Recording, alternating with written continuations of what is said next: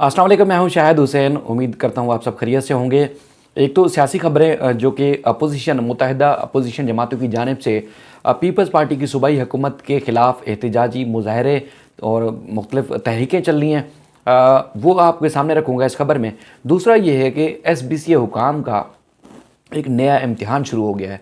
अक्सर हमारे देखने वाले और कमेंट्स में भी करते हैं और कहते हैं, और उसके बाद फिर व्हाट्सएप पे भी फ़ोन पे ही बताते हैं, या जिन लोगों से मुलाकात भी होती है वो सवाल हमसे करते हैं कि कटी पहाड़ी के उस तरफ या बनारस के उस तरफ जो है डिस्ट्रिक्ट वेस्ट में क्या SBCA, DMC, AC या DC या कोई सूबाई हुकूमत का, शहरी गवर्नमेंट का कोई इदारा कोई काम नहीं करता?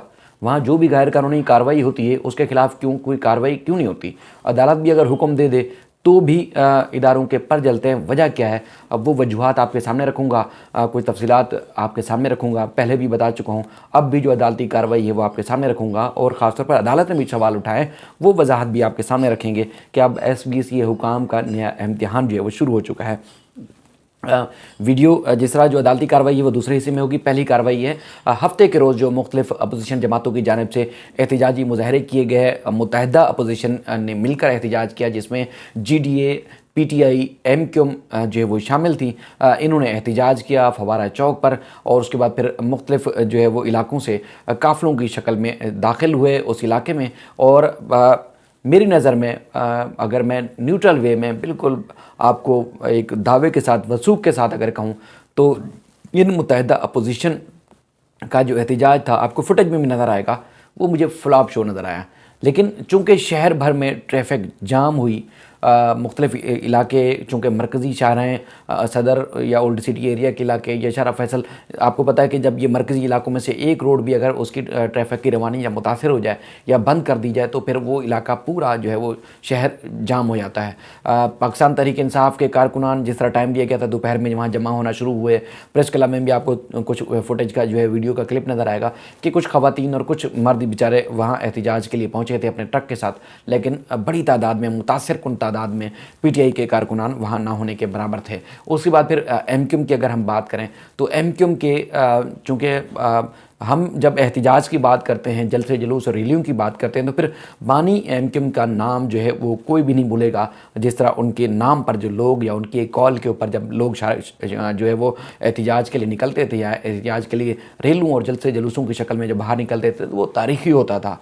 बहुत बड़ी तादाद में लोग अपने हक़ के लिए या अपने कायद की जो बात होती थी उस बात के साथ वो हम आवाज़ होते थे और निकलते थे।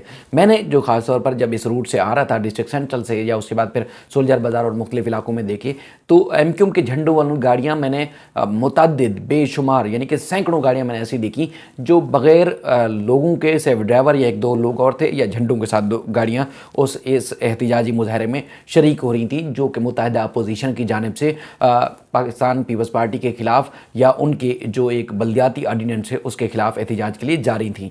बाकी कुछ मोटरसाइकिलों पे कुछ लोग मैंने जाते हुए देखे, लेकिन इतना मुतासर कौन जो है वो एहतजाज नहीं था, ना MQM की शिरकत। उसके बाद फिर GDA के भी चंद एक लोग जब प्रेस क्लब में मौजूद रहा तो मैंने देखे, वो आपको कोशिश करूँगा कि फुटेज या वीडियो में नज़र भी आएँ। लेकिन उसके बाद चूँकि रास्ते बंद थे, ट्रैफिक जाम हो गया, शहरियों को परेशानी का सामना करना पड़ा। बहरहाल ये तमाम जमातों का हक़ होता है एहतजाज भी करें अपने हकूक़ के लिए, अपने शहरियों के लिए, अपने मंशूर या अपने एजेंडे के हिसाब से। ये तमाम जमहूरी मुल्कों में उनका राइट था, राइट उनको मिलना चाहिए। बिल्कुल उन्होंने ठीक किया, एहतजाज करना चाहिए, और जो मुतालबात हैं वो अगर जायज़ हैं तो उस हक़ में उनको निकलना भी चाहिए। लेकिन रोड जाम होने की वजह से बेशुमार शहरियों को परेशानियों का सामना करना पड़ा, एम्बुलेंसेस फंसी रहीं और काफ़ी मुश्किलात रहीं पूरे शहर में जब ये एहतजाज, क्योंकि टोकन धरना भी था। उसमें धरने में आमिर खान साहब और दीगर जो PTI के अली जैदी साहब और दीगर भी शरीक रहे। उन्होंने अल्टीमेटम भी दिया है एक हफ़्ते का।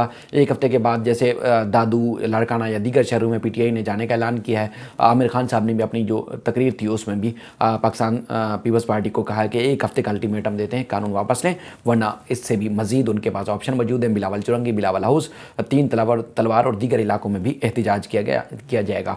अच्छा, उसके बाद फिर जो ख़ास तौर पर हम बात करते हैं, जो 27 फरवरी को पाकिस्तान किसान पीपल्स पार्टी लॉन्ग मार्च करने जा रही है पीटीआई की वफाकी हुकूमत के खिलाफ, लेकिन आज बड़ा ऐलान किया गया है पीटीआई की जानिब से जो 27 फरवरी को घोटकी से कराची की तरफ लॉन्ग मार्च किया जाएगा पीपल्स पार्टी की हुकूमत के खिलाफ, जो कि मुसलसल जो मुख्तलिफ जो इकदाम होते हैं सूबाई हुकूमत के खिलाफ, तो उस इकदाम के खिलाफ एहतजाज किया जाएगा।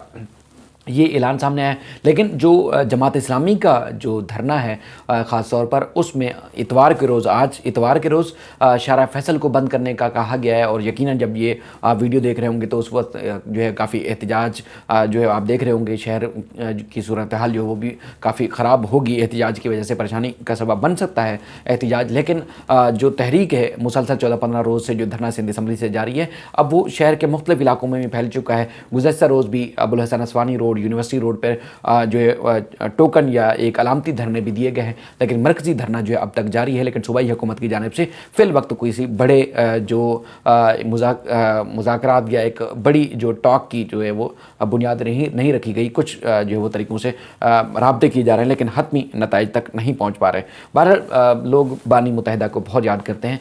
जब उनकी किसी मुतालबे पे वो डट जाते थे तो वो बात पूरी करवा के ही उनका एहतजाज ख़त्म होता था। अदरवाइज़ ऐसा जो है वो नहीं था कि उनके एहतजाज में कोई दम ना हो। लेकिन काफ़ी देखने में आ रहा है कि शहरियों को काफ़ी परेशानी तो हुई, लेकिन एहतजाज में कोई दम नहीं था।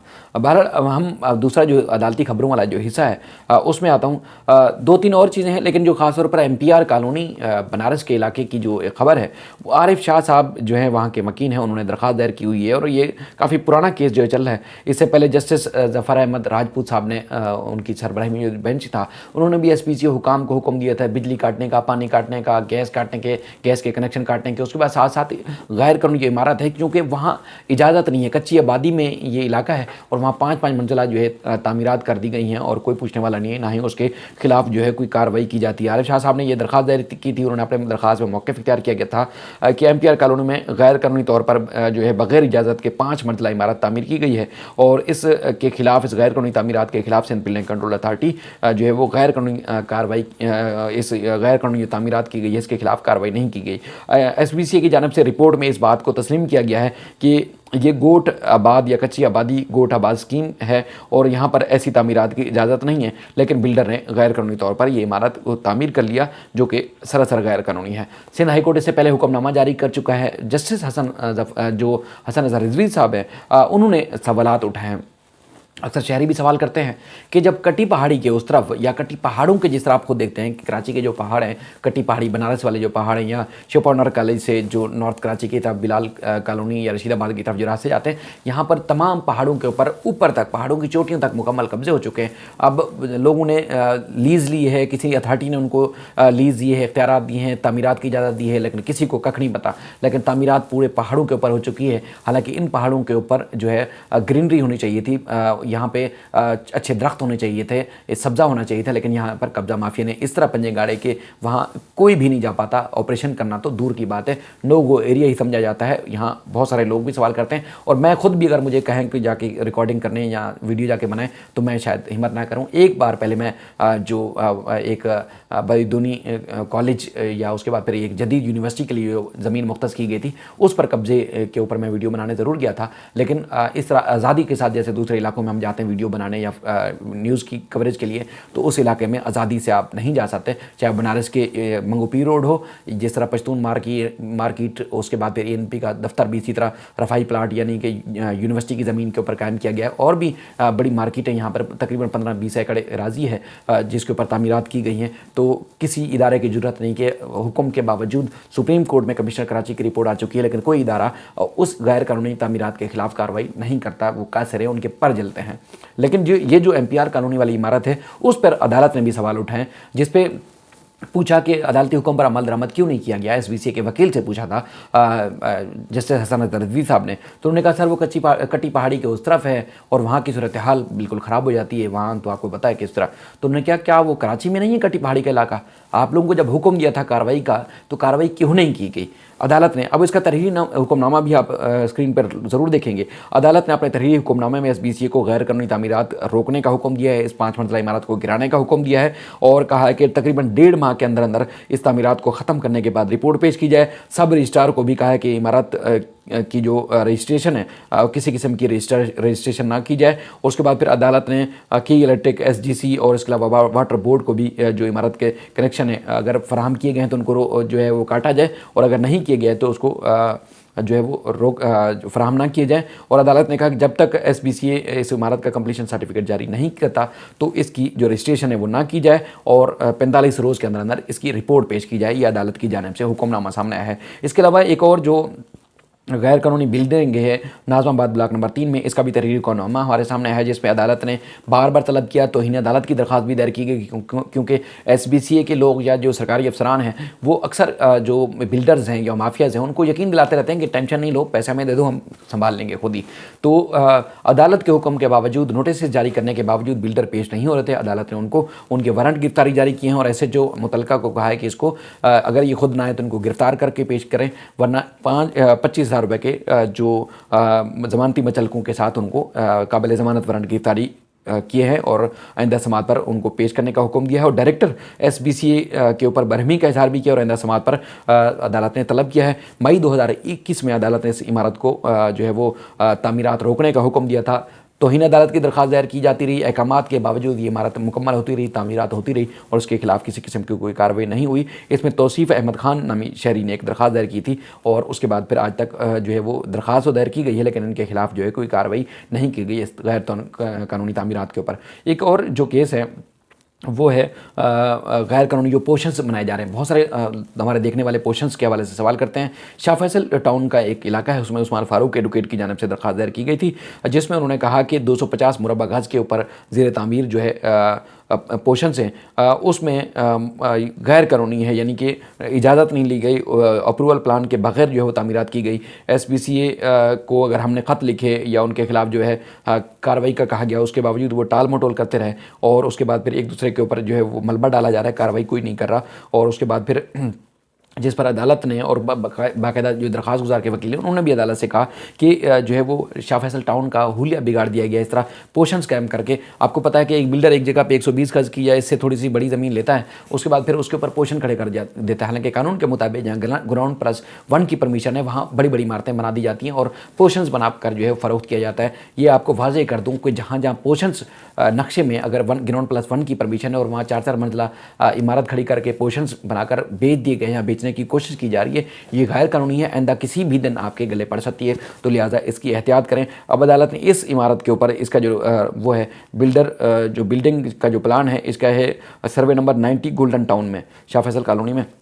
इसके ऊपर अदालत ने सुई गैस के कनेक्शन और इदारों को जो बिजली के कनेक्शन की फराहमी से रोक दिया है, और अदालत ने हुक्म दिया कि जो बिल्डर मुदस्सिर बारी है इसके खिलाफ भी कार्रवाई की जाए और आइंदा समात पर रिपोर्ट पेश की जाए। बहरहाल ये वीडियो लंबी हो जाएगी, ये इंतहाई अहम तरीन अपडेट्स थी जो मैंने आपके सामने रखी। अपना ख्याल रखिएगा। अल्लाह हाफ़िज़।